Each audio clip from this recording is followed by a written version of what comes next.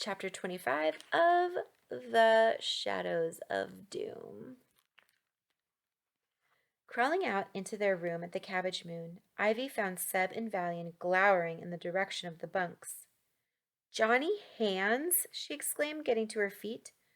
The ghoul was sitting on her bed, his feet hovering a few inches off the floor. He glimpsed the great uncommon bag, and a line appeared between his brows. "Welcome back," he said, adding, "I'm here to escort you to my master. We don't have much time." Valian folded his arms. "Your master? I thought you were an independent scout like me." Ivy recalled her conversation with Johnny Hands in the infirmary. With everything that had happened since, she'd forgotten to tell Valian or Seb. "Why does Mr. Punch want to see us?"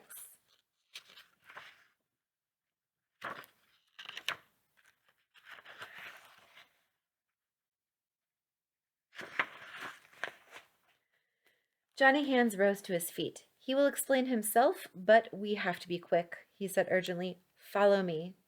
"Whoa, hold everything," Valian said, gesticulating wildly. "You work for Mr. Punch? Since when?" Johnny Hands counted on his fingers.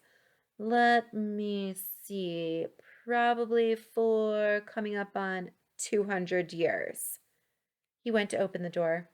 After seeing him dissolve through the roof of the Featherlight mailhouse, Ivy wasn't sure why he was bothering.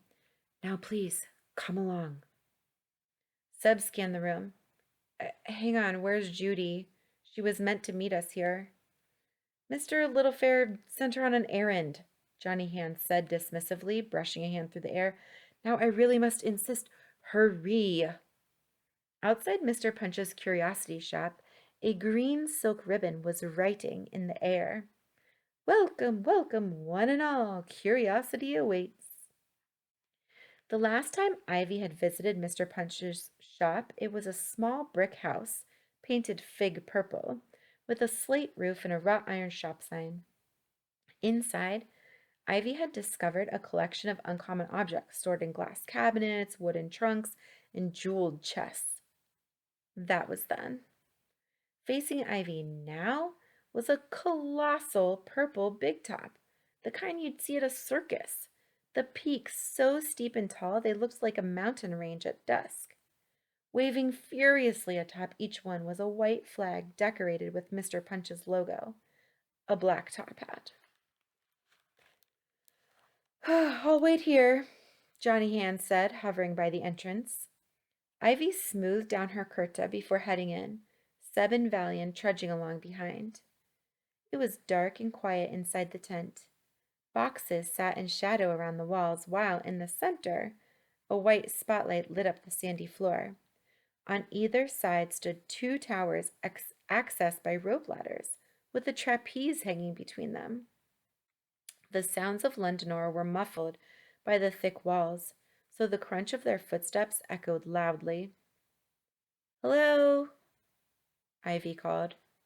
There was a clatter, and then the spotlight moved slowly across the tent, coming to rest on a platform at the top of one of the towers.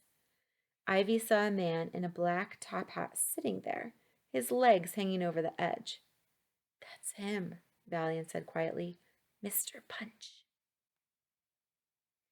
"It's safe to climb the ladder," a deep voice called down. "I knotted it myself." Ivy surveyed the platform from a distance. It was a strange place to have a meeting. But hey, this was Londonor. At the foot of the rope ladder, she swung her satchel around and began to climb, Seb and Valian following behind. From the top, the tent looked even bigger. Quick thumbs up or thumbs down. Do we feel like Mr. Punch is trustworthy? Good guy or bad guy at this point? Good guy? Bad guy? "Here you go," Mr. Punch said, shuffling along to make room. The platform was crammed with cases and boxes stuffed with uncommon objects. "Sorry about my collection. It never seems to fit in here as well as it does in a proper building." Seb sat down beside a gray stone plinth, his knees drawn up to his chest. Valian shuffled up between a rusty oil can and a large model sailboat. Ivy took the space beside Mr. Punch.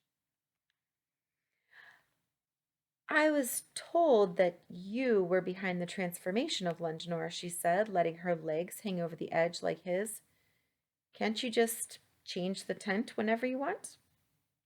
But it doesn't work like that, Mr. Punch told her, tipping his hat to Seb and Valian. Good to meet you both at last. He pointed to the plinth beside Seb. That stone does all the work. Ivy regarded the gray stone plinth. The pedestal was carved with winged horses and five-pointed stars, and an old book with yellowed pages was lying open on top of it. The plinth? She asked. You could call it a plinth, Mr. Punch said. Over the centuries it's had many names. Lectern, podium, easel. I call it a stone. Hang on. This plinth transforms the whole of Londonor, Seb said, leaning away from it, staring. I don't understand. The stone is fond of books, Mr. Punch explained with a shrug.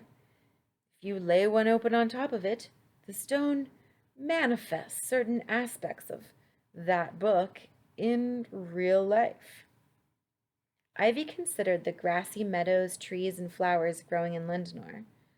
One uncommon plinth had done all that. So, do you lay a different book on top of the stone every season? She asked. Mr. Punch opened a gleaming mother of pearl chest beside him. It was full of objects, including several leather-bound books. A Dickens every winter, he explained. That's traditional.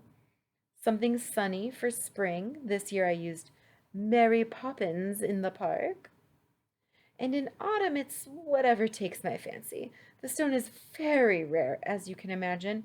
I wouldn't be able to sell it for less than 10 grade. There was a clatter as Valian knocked over the oil can. What?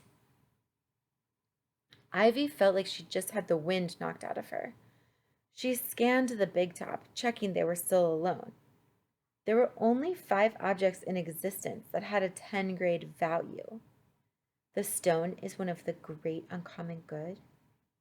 Mr. Punch's eyes twinkled as he took a Russian doll out of the chest, a man in traditional Russian costume. Let me tell you a little about where that phrase comes from, he said, holding the doll on his flattened palm. Many hundreds of years ago, when tales of 5 10-grade objects first surfaced, one man decided to collect the stories together and give each object a name. The bag that you and your friends possess was called the Sack of Stars, and sitting behind us is the Stone of Dreams. It was the same man who named the objects the Great Uncommon Good, believing that they would do extraordinarily good things. The Sack of Stars. That's what they should be calling it. Listening to the story, Ivy guessed that the Jar of Shadows still had its original name. She wondered what the other 2 objects might be. But of course the story collector soon realized that, in the wrong hands, the Great Uncommon Good could also do extraordinarily bad things. Mr. Punch continued, opening the Russian doll to reveal a set of ever smaller figures. So he set about forming a guild of uncommoners who would hunt down the 5 objects and keep them hidden from the rest of the world. And the guild was called the Rasavadam.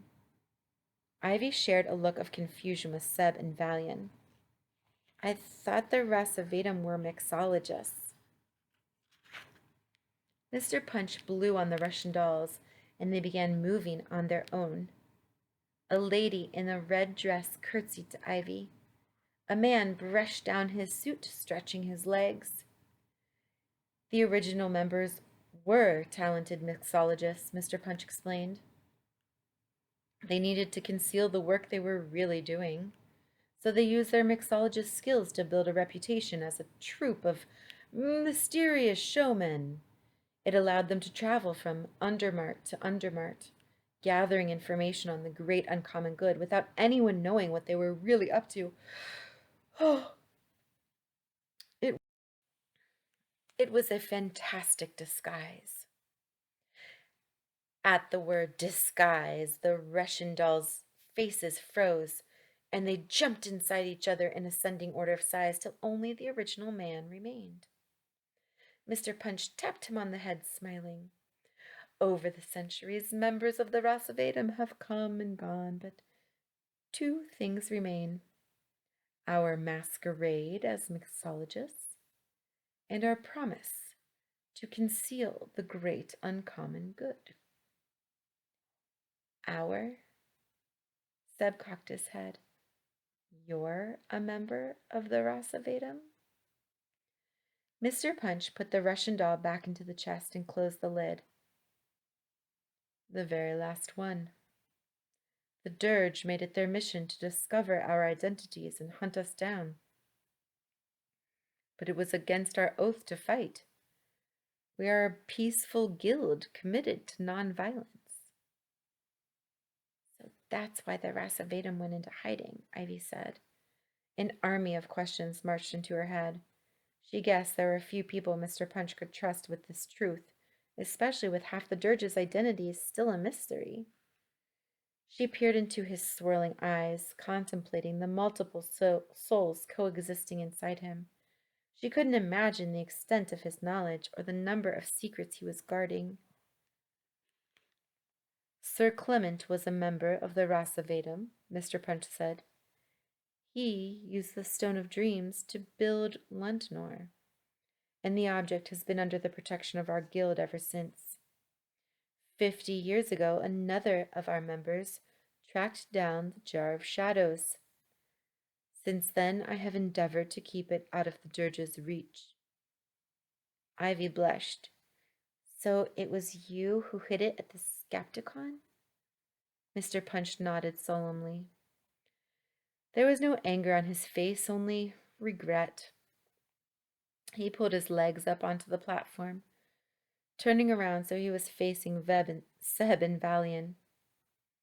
Under no circumstances must the Dirge be allowed to wield the power of one of the great uncommon good.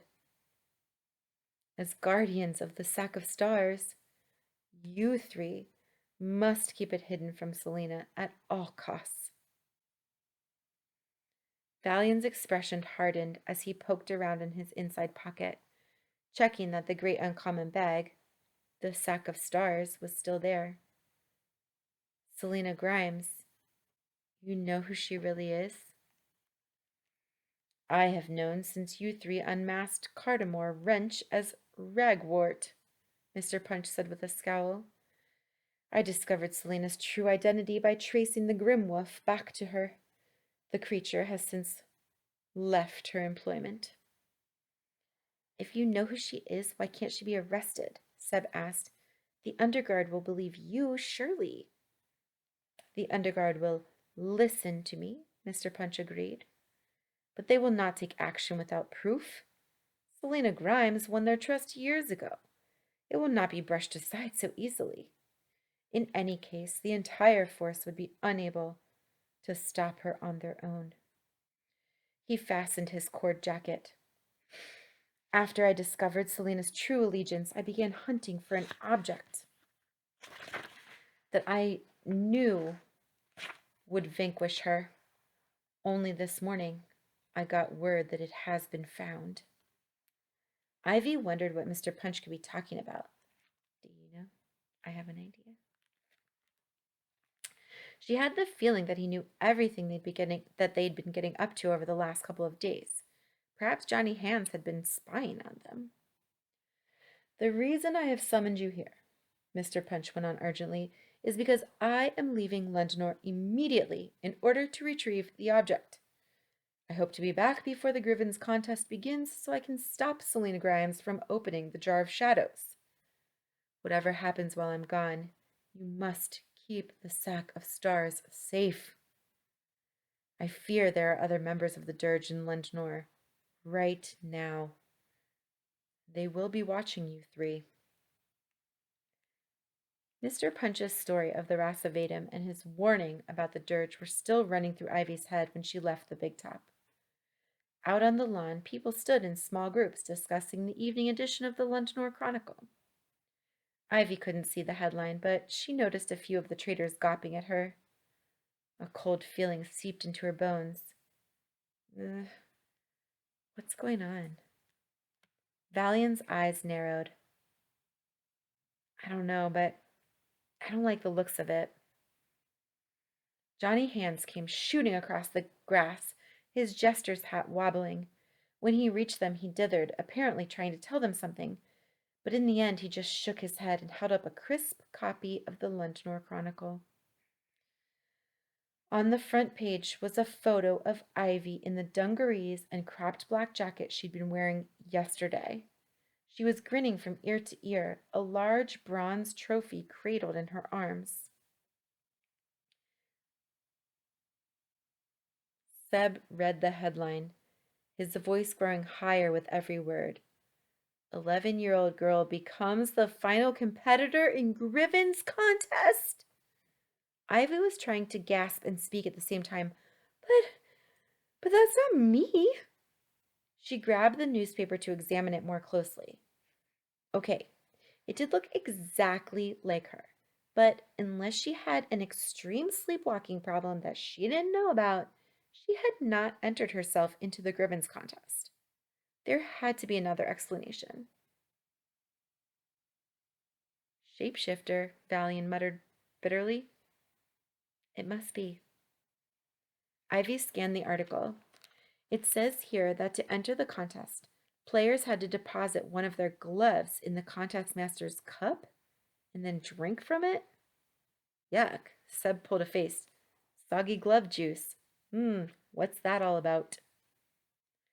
The drinking part is customary, Johnny Hands explained. Griven's contests were always presided over by a contest master, a referee. They were chosen from a handful of retired ex-players, and it was traditional to use one of their old trophies as a cup into which new contestants could deposit their gloves. The cup is uncommon, Valian added. Once a glove is placed inside, its owner is bound to enter the contest. Withdrawals are forbidden. If a player fails to show up, he grimaced. Well, you've seen what happens to people's hands when they make a bad trade. Imagine that happening, but to all of you. As Ivy remembered Selena Grimes's rotting hands, her throat became dry. But look, she said, wiggling her fingers, I've still got both of my gloves. Johnny Hands studied them carefully. That damage right there. Has it always been there?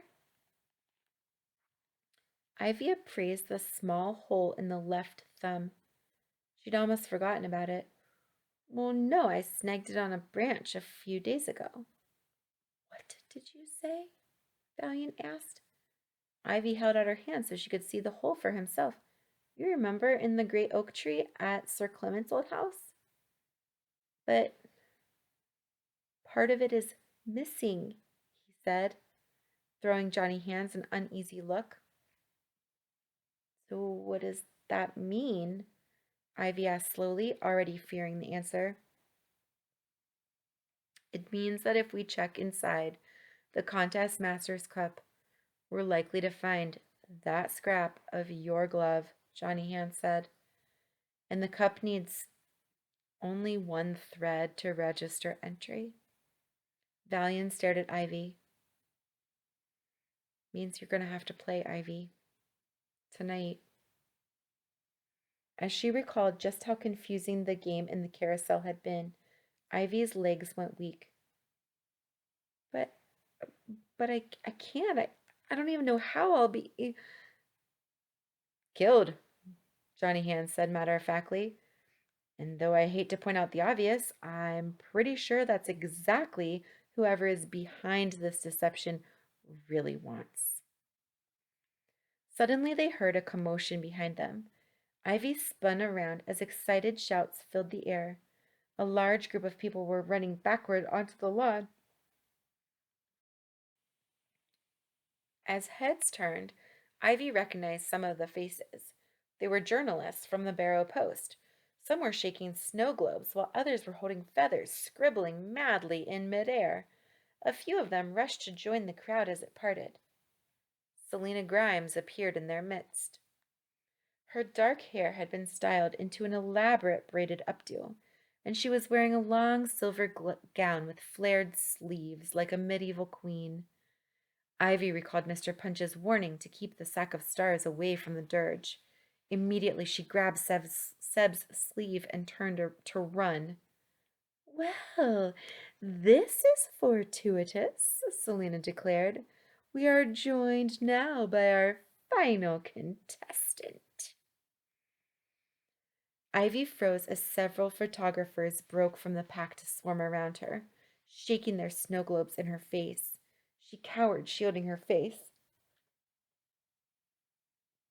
Stop it! Go away!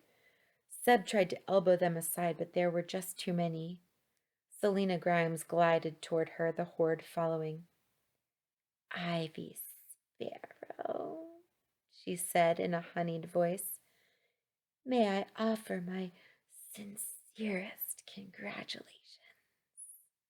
She hovered closer and spread her arms wide as if to give Ivy a hug. Ivy went rigid with shock. She tried to step back, but there was there was a journalist right behind her. Selina's cold, hard arms came around her shoulders.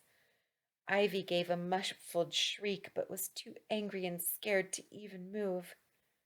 Selina's cold breath kissed Ivy's cheek as she lowered her lips to Ivy's ear. At an almost imperceptible volume, she said, enjoy the game, child. It'll be the last you ever play. Oh, so creepy.